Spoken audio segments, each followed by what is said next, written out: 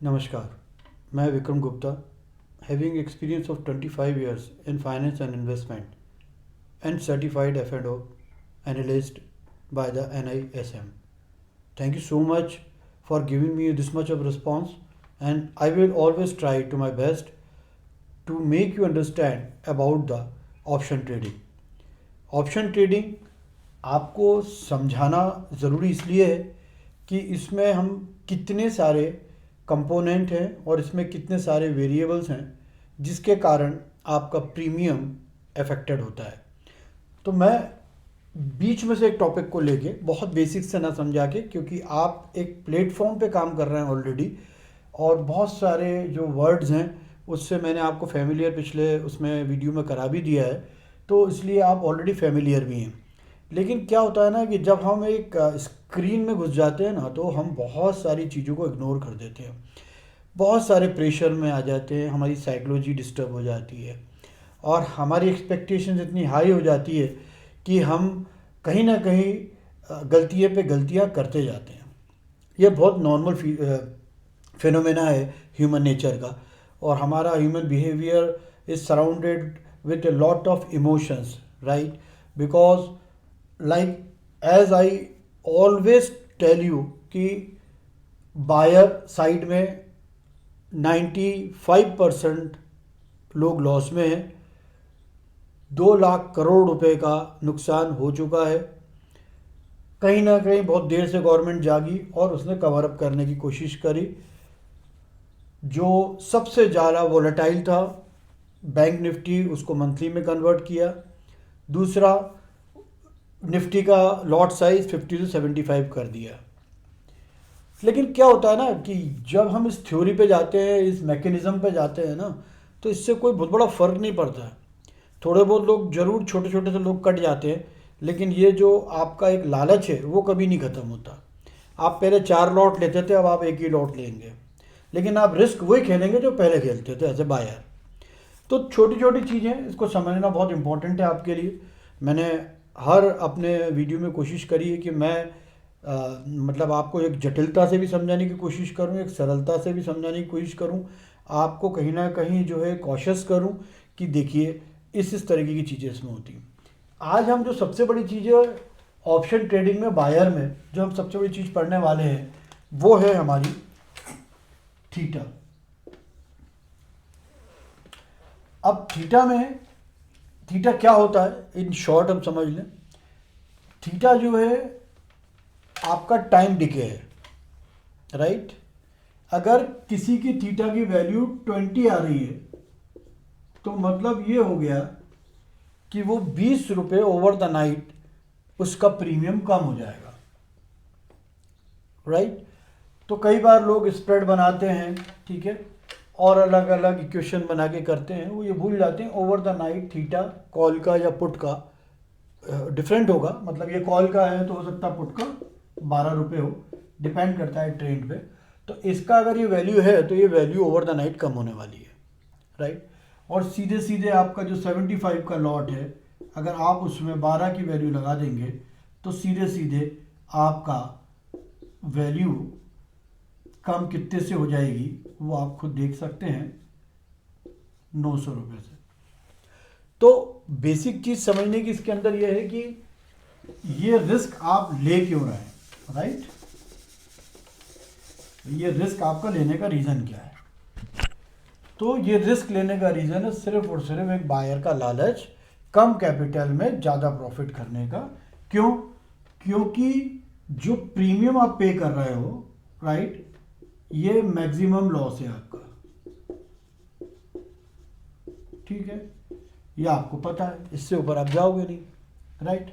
लेकिन ये maximum loss का अब क्या कर दिया है, लॉट साइज बढ़ाने से मैक्सिमम लॉस का वैल्यू इंक्रीज हो गई, इसकी वैल्यू भी बढ़ गई है, ये आपको पता होना चाहिए।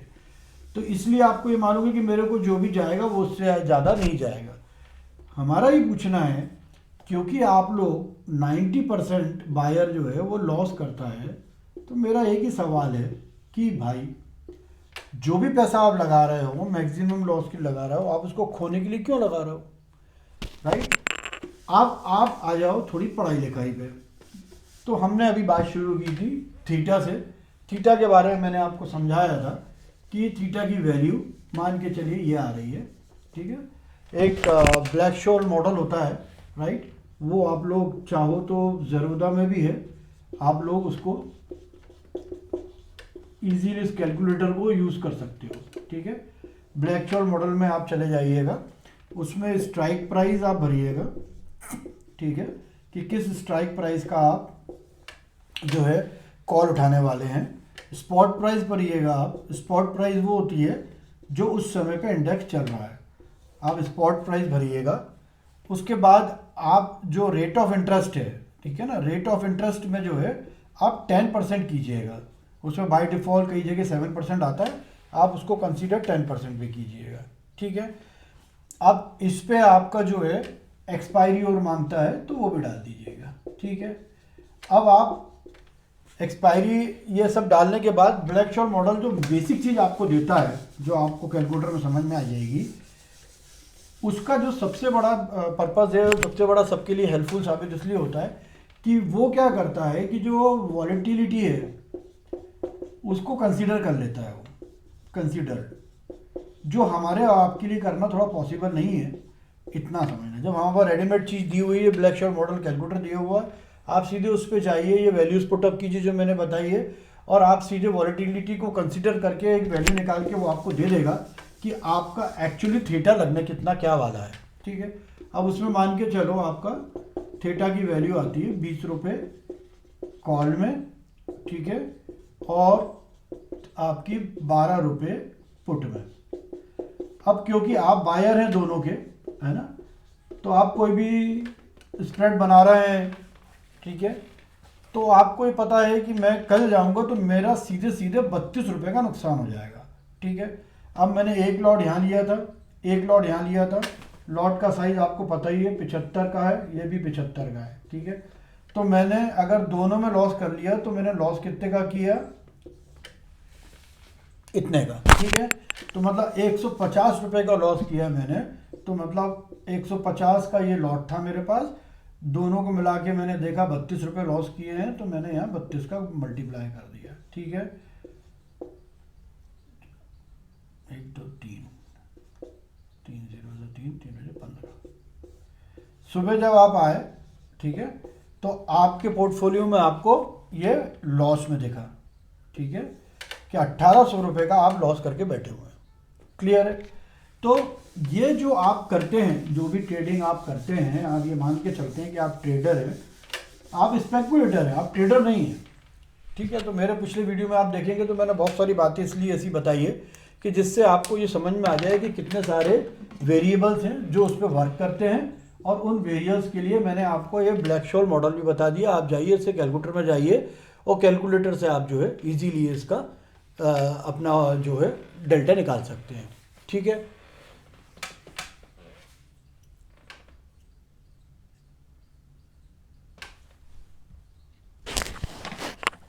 अब जैसे कई जगह पे आप ये देखिए कि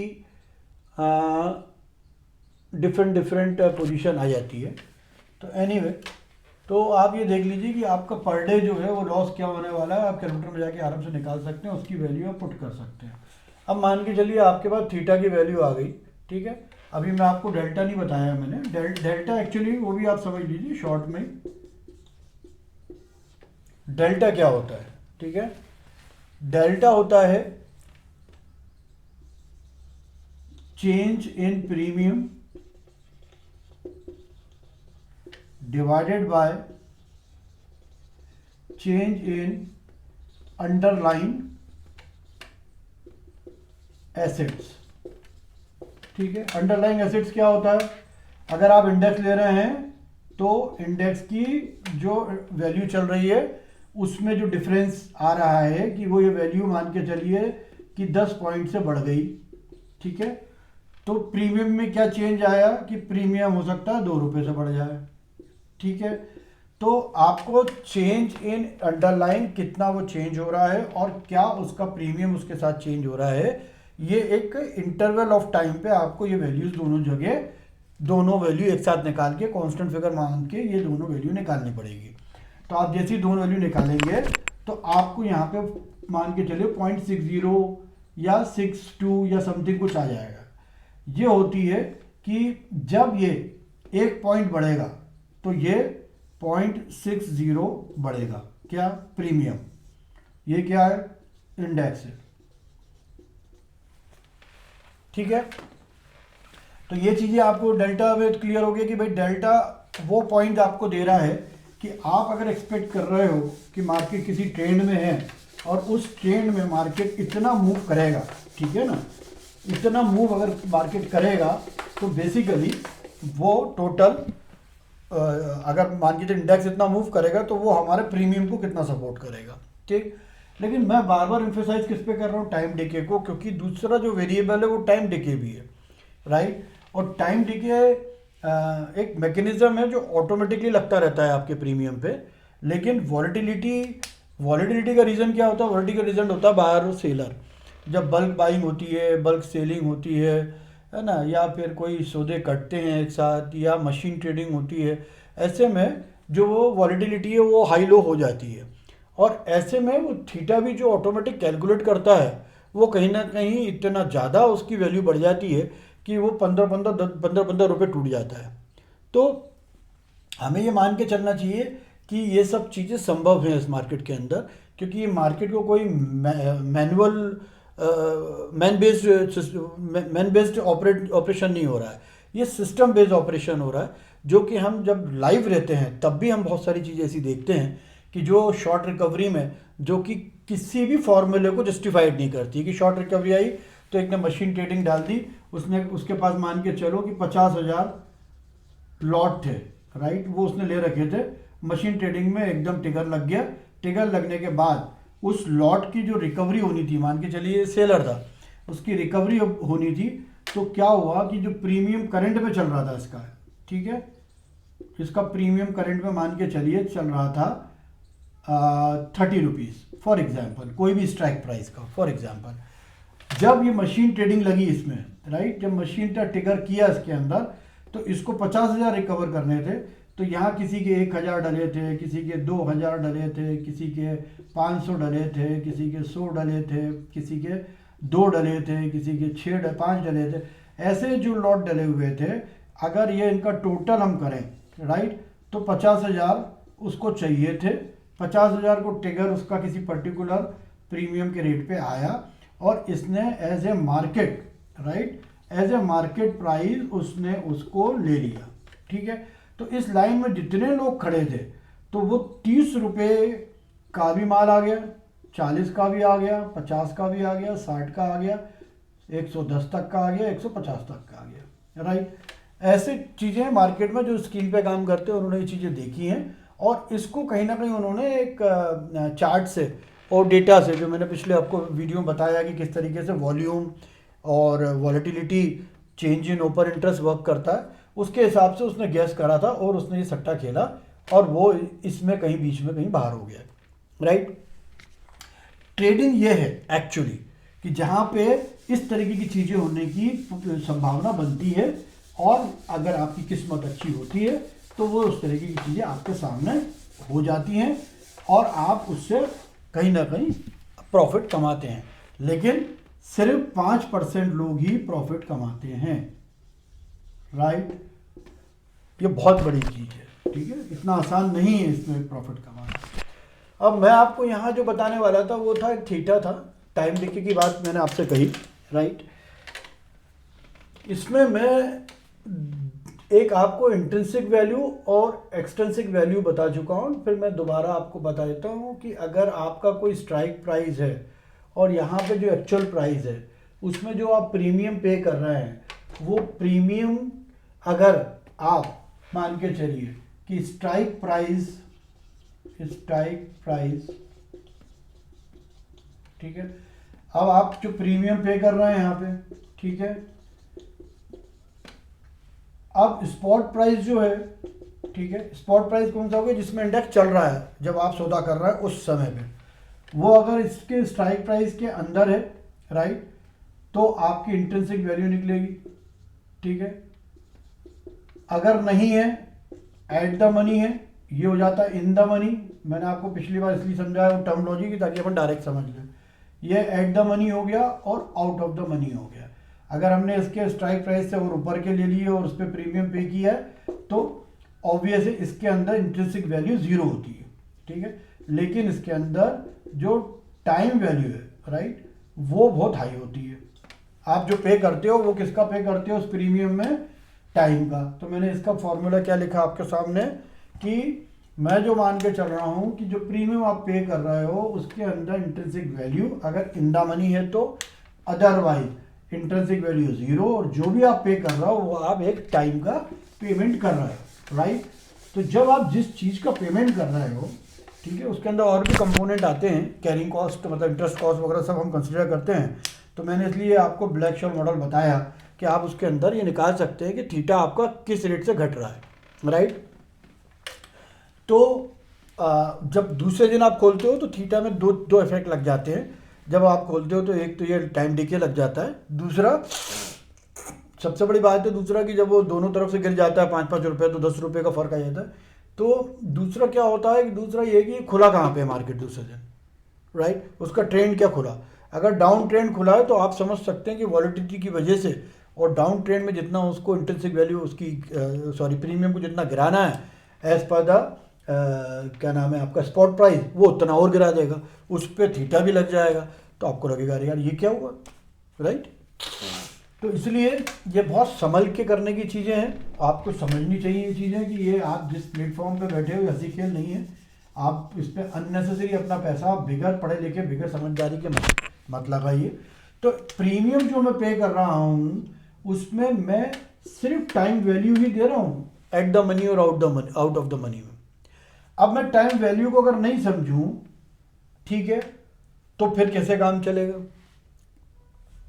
तो टाइम वैल्यू को समझने के लिए हमें क्या करना पड़ेगा, पहले तो ब्लैक शॉर्ट मॉडल पे जाके आप वो टाइम वैल्यू उसकी निकाल लीजिए, मतलब उसका थीटा निकाल लीजिए। अब आप थीटा निकालने के बाद अब ये देखिए कि आपके पास दिन कितने बचे हैं, राइट। तो दो चीज़ें बोलूँगा मैं जो वैसे लिखी नहीं है कहीं पे। पहला पॉइंट मैं आपको बोलूँगा कि यह एक ट्रुथ है कि जो आपने 100 रुपये का लिया है, राइट, वो आने वाले समय पे 5 पैसे का होने वाला है एट द एक्सपायरी, ये सबको पता है, राइट। तो ये इसकी क्योंकि आपको मालूम है कि ये इसकी वैल्यू है, ठीक, वो मतलब उसका कोई वो नहीं है, मतलब कह सकते हो कि आप ये कब होगी, मतलब क्यों होगी, सॉरी। तो ये जब एक्सपायरी से करीब आते जाता है तो उसकी वैल्यू अपने आप घटती जाती है, सब्जेक्ट टू हम ये कंसीडर कर रहे हैं कि अगर वहीं पे ही वो हमारा इंडेक्स रुक जाता है तो, ठीक है। दूसरा क्या है, दूसरा मैं आपको ये बताने वाला था कि ये जिस तरीके से घट रहा है उस तरीके से अगर आपके पास, ठीक है, आपके पास अगर थीटा है, ठीक है, थीटा की वैल्यू आपने मान के चलिए 5 रुपये है आपके पास, ठीक है। अब अगर 5 रुपये थीटा की वैल्यू है और आपकी एक्सपायरी 5 दिन बची है, 5 डेज की, ठीक। अब आप दोनों चीज़ें कैलकुलेट कर सकते हो कि जो आपने 100 रुपये का लिया 5 दिन बाद वो कितने का रहेगा, ठीक है। इस प्रकार आप इसकी वैल्यू निकाल सकते हैं अपने खुद के गणित से कि अगर मैं इसको लगाऊंगा कि change in theta divide by change in आपका वो प्रीमियम, तो मुझे समझ में आएगा कि एक्चुअली थीटा के चेंज होने से प्रीमियम भी कितना गिर रहा है। तो मुझे ये एक रेशो निकल के ये आ जाएगा कि यार इतने % गिर रहा है लेकिन कैलकुलेशन में 5 रुपये आ रहा है लेकिन गिर तो 20 रुपये रहा है या 8 रुपये गिर रहा है। तो ये आपको खुद समझना पड़ेगा ऑन द स्क्रीन कि एक्चुअली जो वेरिएबल्स हैं उसके इम्पैक्ट पड़ क्या रहे हैं, ट्रेंड के इम्पैक्ट पड़ क्या रहे हैं, वॉलिटिलिटी के इम्पैक्ट क्या पड़ रहे हैं, कोई बाइंग आई है तो उसके इम्पैक्ट क्या पड़ रहा है, ट्रेडर्स के जो ऑपरेटर्स हैं वो किस तरीके से इसको प्ले कर रहे हैं। जो मैंने पिछला वीडियो आपको बताया उसके अंदर बड़ा कॉम्प्लेक्स करके बताया ताकि मैं स्टेप बाय स्टेप आपको एक एक चीज़ बता पाऊँ। तो होप ये आपको आज छोटे से एक लेक्चर में आपको एक थीटा की वैल्यू समझ में आई होगी। दूसरा जो प्रीमियम आप पे कर रहे हो वो बिना सोचे समझे कर रहे हो तो आप क्या कर रहे हो, कोई वैल्यू नहीं है इसकी वैल्यू 5 पैसे हो जाएगी। तो अब हम आगे और 2-3 अलग अलग चीज़ों पे हम समझ लेंगे, थोड़ा सा इसके अंदर वीगा भी समझ लेंगे, गामा भी समझ लेंगे, डेल्टा को भी मैं अच्छे से समझा दूंगा। तो जब हम ये ग्रीक को भी एक ओवरव्यू समझ लेंगे, तब हम सीधे आएंगे स्ट्रेटेजी पे कि हम उसकी स्ट्रेटेजीज कब कैसे किस सर्कमस्टेंस में बनाएंगे। फिर आएंगे हम कि हम when to enter and when to exit, right. Thank you so much, hope मेरे वीडियो पसंद आएंगे। And once again thank you, आप लोग मेरे वीडियो को लाइक कर रहे हैं और मैं चाहता हूँ कि आप सब्सक्राइब करें ज़्यादा से ज़्यादा, ताकि मैं अपने छोटे छोटे वीडियो बना के इस तरीके के जो मेन अपना वेरिएबल्स हैं या कंपोनेंट्स हैं उसकी तरफ आपको आकर्षित कर पाऊँ और समझा पाऊँ। Thank you so much.